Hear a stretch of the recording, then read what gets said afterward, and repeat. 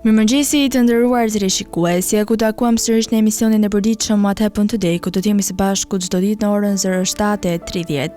Data sot shënon 13 janar dhe ne kemi përgatitur për ju disa informacione me ngjarjet më të rëndësishme të ditës, të cilat ju ftoj që t'i ndiqni. 13 janari është dita e 13 e kalendarit gregorian. Ngjarje 532. Në Konstantinopol, Stambolli sotshëm, filloi kryengritja e Nikës. 1129. Në Koncilin e Trojës u njoh pavarësia e urdhrit të tempullarëve. 1822. Greqia shpall pavarësinë. 1902. Në Berlin hapet shkolla e parë fillore Frei Hochschule. 1957. Firma 1-0 prodhon frisbin e parë. 1963. Halili dhe Hajria, vepër baleti shqiptar, u vu për herë të parë në skenën e baletit. 1963. Kryetari i parë i shtetit Togo, Silvanus Epiranius Olympio, vritet nga puçistët. 1967. Grasingambe Eidema bëhet presidenti i Togos. 1980. Në Karlsruhe themelohet Partia e të Tërgjelbërve Gjerman, Die Grünen. 1986.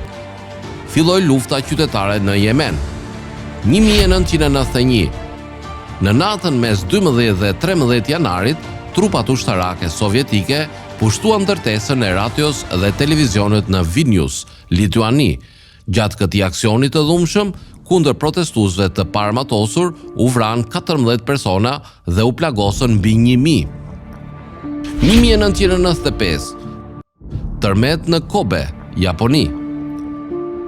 Lindje 1927. Lindi Luigi Gurakuqi. 1954. Lindi Trevor Rabin, kitarist afrikano-jugor. 1958. Lindi Andrej Stanton, regjisor amerikan. 1959. Lindi James Lomenzo, kitarist bas amerikan. 1977. Lindi Orlando Bloom, aktor britanik. Vdekje 1941. Vdik James Joyce, shkrimtar irlandez. 1994. Vdik John Karma, aktor shqiptar. 1998. Vdik Muslim Mulliqi, piktor shqiptar. 1999. Vdik Shani Pallaska, aktor shqiptar. Ndërkohë kemi përgatitur për ju biografinë e John Karmës, i cili ka qenë një aktor i njohur shqiptar. Për më tepër të ndiqni materialin e përgatitur.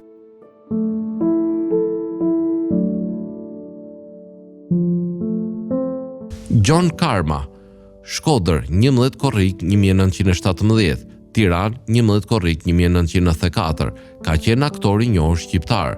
John Karma filloi aktivitetin artistik në vitin 1932 në Shkodër me shoqërinë Bogdani. Më 1945 vjen aktor në teatrin popullor, ku ka interpretuar mbi 80 role në karrierën e tij artistike, duke filluar nga pjesa Gjido në rolin e Petrushit. Ishte mjeshtër për sa i përket roleve të karakterit. Ai ishte i prerë për role të vegjël dhe është cilësuar si aktor i madh i roleve të vegjël. Disa nga rolet e interpretuara në teatrin popullor janë Organi tek Tartufi, Vurko tek Pas vdekjes, Moni tek Prefekti, Poloni tek Hamleti, Falsafi tek Gratë gazmore të Windostir, Louis Guy e tjerë. Ka interpretuar me sukses disa role në filmin artistik. Doli në pension në 1976, por për 15 vjet rresht punoi pranë arkivit të teatrit, duke bërë një punë të mrekullueshme. Ka marrë disa çmime e urdhra. Çmimet mbante titullin Artist i merituar. Filmografia, Një djalë dhe një vajzë, 1990. Vendimi, 1984, Miqo Falli. Një natë pa dritë, 1981, Nën Prefekti. Qeta e vogël, 1979, Bib Kuka. Koncert në vitin 1936, 1978, kryetari i bashkisë Zoti Xhevo. Kur hidheshin themelet, 1978, Vajzat me kordele të kuqe, 1978, Miku i shtëpisë. Ndërgjegja, 1972, Xhaveliu. Përse bio kjo daulle, 1969, Llogaritari. Toka jon, 1964, Simoni. Debatik, 1961, Jorgo. Tana, 1958, Portieri.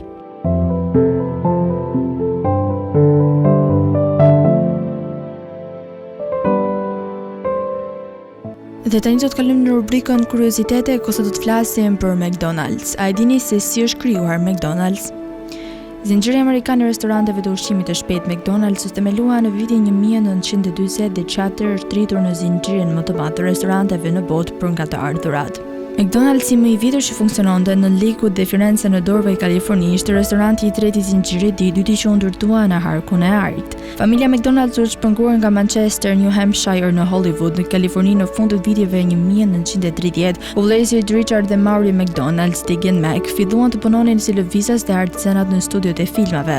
Në vitin 1937, baba i tyre Patrick McDonald hapi The Airdome, një stend ushqimore në Huntington Drive, rruga 66, pranë aeroportit Monterey në qytetin e Monterey në qarkun e Los Angeles. Vëllezërit McDonald's hapën restorantin e tyre të parë McDonald's më 15 maj të 1940-s në San Bernardino të Kalifornisë. Fillimisht në sistemin Carob Drive-In u përdor për të shërbyer klientëve. Artikuj fillestar në mënyrë ishin të përqendruar rreth barbecue dhe emri i parë që vëllezërit përdorën për biznesin e tyre ishte McDonald's Famous Barbecue. Në vitin 1948 vëllezërit McDonald kuptuan se shumica e fitimeve të tyre rrjedhin nga shitja e hamburgerëve. Ata mbyllën hyrjen e tyre të suksesshme në Karhupit për të krijuar një sistem të efektshëm me një menu të thjeshtë që përbëhej vetëm nga hamburger, cheeseburger, patatina, kafe, pije jo alkolike dhe byrek me moll.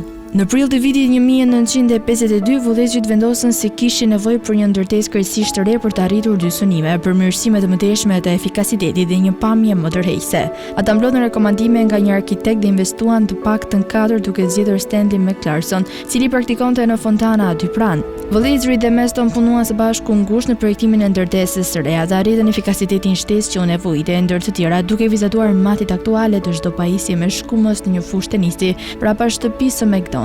Në vitin 1954 Ray Kroc, një shitës i makinerive për milkshake të markës Prince Castle Multimixer, mësoi se vëllezërit McDonald po përdorin 8 nga makinat e tij në restorantin e tyre San Bernardino. Kurioziteti i tij u zgjua dhe ai fluturoi në Kaliforni për të vizituar vetë restorantin. Vëllezërit McDonald operonin 6 lokacione ekskluziviteti. Duke besuar se formula e McDonald ishte një bilet drejt suksesit, Kroc sugjeroi që vëllezërit të jepnin ekskluzivitetin në restorantet e tyre në gjithë Shtetet e Bashkuara. Vëllezërit ishin skeptik se qasja e vetëshërbimit mund të kishte sukses në klima të më të ftohta dhe me shi për më tepër. Biznesi i tyre i lulëzuar në San Bernardino dhe ekskluzivitetet që funksionojnë ose planifikohen tashmë i bën ata të hezitonin të rrezikonin një sipërmarrje kombëtare. Në vitin 1956 Ray Kroc takoi Harry J. Sanborn, një ish zëvendës presidenti i financave në Tasty Freeze, i cili ofroi një ide për të përshpejtuar rritjen dhe shkallën e investimit të operacionit të planifikuar të McDonald's të Kroc, zotronte pasurinë e paluajshme mbi të cilën do të jepeshin ekskluzivitetet e ardhshme. Kur sponsori Sanborn dhe plani i tij u ekzekutua duke formuar një kompani të veçantë, Franchise Realty Corp, të mbajtur pronat e paluajtshme të McDonald's. Kompania e re nënshkroi qira dhe prokuroi hipoteka si për tokën ashtu edhe për ndërtesa, duke ja kaluar këto kosto të ekskluzivitetit me një rritje 20 deri në 40% dhe një depozitë fillestare të reduktuar prej $950. Deri në vitin 1960 restorantet e McDonald's po fitonin $56 milion në vit. Rritja e përdorimit të automobilave në Shtetet e Bashkuara të Amerikës që erdhi me suburbanizimin dhe sistemimin e autostradave ndërshtetërore kontribuan shumë në suksesin e McDonald's. Në vitin 1961 konflikti i Krocit mbi vizionin e kompanisë me vëllezërit themelues ishte i përshkallëzuar dhe ai pyeti ata se sa para donin të linin plotësisht aty biznesin e tyre. Vëllezërit kërkuan $2.7 milion, të cilat Kroc nuk i kishte. Harry J. Sanborn ishte në gjendje të mbledhte parat për të dhe Kroc bleu interesat e vëllezërve themelues në kompani. Kjo blerje hodhi bazat për pozicionimin e kompanisë me një IPO dhe për ta bërë McDonald's zinxhirin më të mirë të ushqimit të shpejtë në vend.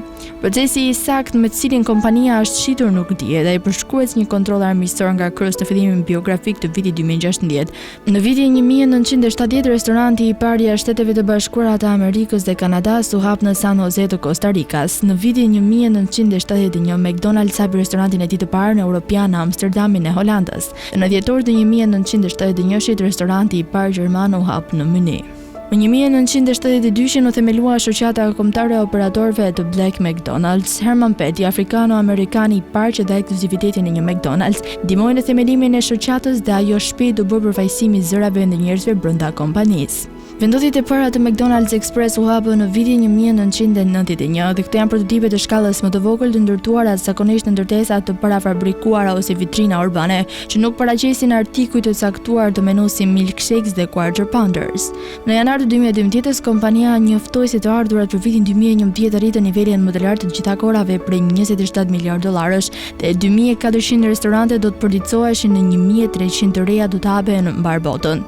Në mesin e dekadës, restoranti filloi të fuante nga rënja e fitimeve. Si përgjigje, McDonald's filloi të ofrojë një përzgjedhje të kufizuar të menusë së tij të mëngjesit, gjatë gjithë ditës duke filluar nga viti 2015. Në fillim nisja ishte e papëlqyeshme me ekskluzivitetet që pretenduan se ndryshimet shkaktuan nga dalësimin e shërbimit. Megjithatë, plani u pagua nga CNBC, që raportoi se fitimet e tremujorit të katërt të kompanisë kaluan lehtësisht parashikimet e analistëve. Në 8 mars të vitit 2022, McDonald's pezulloi operacionet në të gjitha 850 vendotit e tij në Rusi në përgjigje të pushtimit rus të Ukrainës 12 ditë më parë. Masa vjen pas vendimeve të ngjashme nga kompanitë të tjera perëndimore dhe presionit nga kritikët.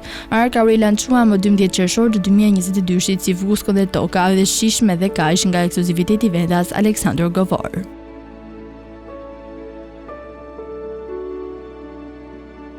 Tani u të ndiqni parashikimin e motit në territorin shqiptar për ditën e shtunë. Territori shqiptar për ditën e shtunë parashikohet të përshkruhet nga një mot i qëndrueshëm dhe me diell.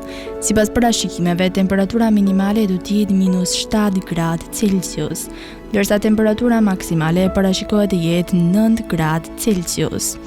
Era do të frymë me një shpejtësi mesatare 1 deri në 8 metër për sekond në drejtimin jug-lindor, çka do të bëjë që të krijohen dallgëzime deri në 3 ball. Ndërsa temperaturat minimale dhe maksimale në disa qytete kryesore të Shqipërisë do të jenë si vijojnë: Shkodër 0 deri në 7 gradë Celsius, Kukës -7 deri në -2 gradë, Peshkopi -3 deri në 0 gradë, Tiranë 2 deri në 8 gradë, Durrës 4 deri në 8 gradë, Kavaj 5 deri në 8 gradë, Elbasan 1 deri në 8 gradë, Berat 1 deri në 7 gradë, Korç -6 deri në 0 gradë, Vlorë 4 deri në 9 gradë, Gjirokastër 0 deri në 6 gradë, Sarandë 3 deri në 8 gradë Celsius. Tani u të ndiqni parashikimin e motit në territorin e Kosovës për ditën e shtunë. Territori i Kosovës për ditën e shtunë parashikohet të përshkruhet nga një mot i qëndrueshëm, me diell dhe vrenësira kalimtare që do të përshkojnë të gjithë territorin. Sipas parashikimeve, temperatura minimale do të jetë -6 gradë Celsius, ndërsa temperatura maksimale parashikohet të jetë 2 gradë Celsius.